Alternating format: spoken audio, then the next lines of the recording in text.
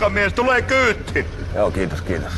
Jaa, se olet pannut poka puvun päälle ja lähtenyt vähän omille lomiin. Ei kato mihin suuntaan sä oot menossa? No kyllä me etteen käsin ajetettiin. Kato, pitäis päästä tuonne Tukholman seudulle, että onko se siihen suuntaan? Siellä olisi pari pätkäluontoista duunia mukana. Kyllä minä saatan koukata tietenkin. Me olen Antwerpeniin menossa. Meillä on Äkälompolosta tulossa Kemin ja Simon kautta ja sitten Jyväskylän Nelostietä ja sitten Laukkaan ja siitä sitten tuon Heinolan ja siinä Hartolan ja sitten Kokkaan siitä kierrän sitten Turun ja sitten Porin lääni sitten ja Ivalon ja sitten Helsingin ja Tampereen ja Kuopio ja Vääksyn läpi siitä. Mie menen Tukholmaan, niin äkkiähän mie heitän.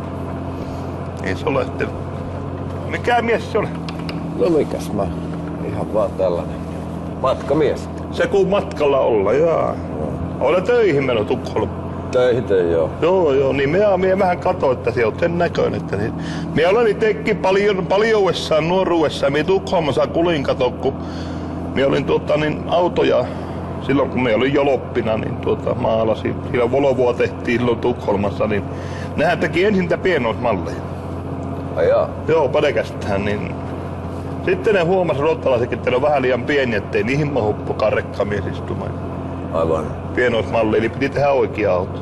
No, vähän semmosia Volvo-luontoisia hommia mullakin siellä on. Niin minä ajattelin, että siihen varmaan niitä Volvo-markkaisen kavereita.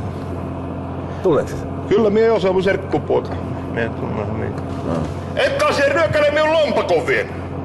No mitä sä jätät sitä? Älä siihen kuule saakaa. Minä jättää omaa lompakkoni Anna Veikkonen takaisin. Minä ei sitä tuolla lailla pidä. Kyllä mulla rahaa on. Olen minä itekin kuule joskus ollut noissa Ryökälhein hommissa. Miehän oli Ryökälheinä kuule, mie perhana mie ryöstin kuule Antwerpenin sypi. Joo.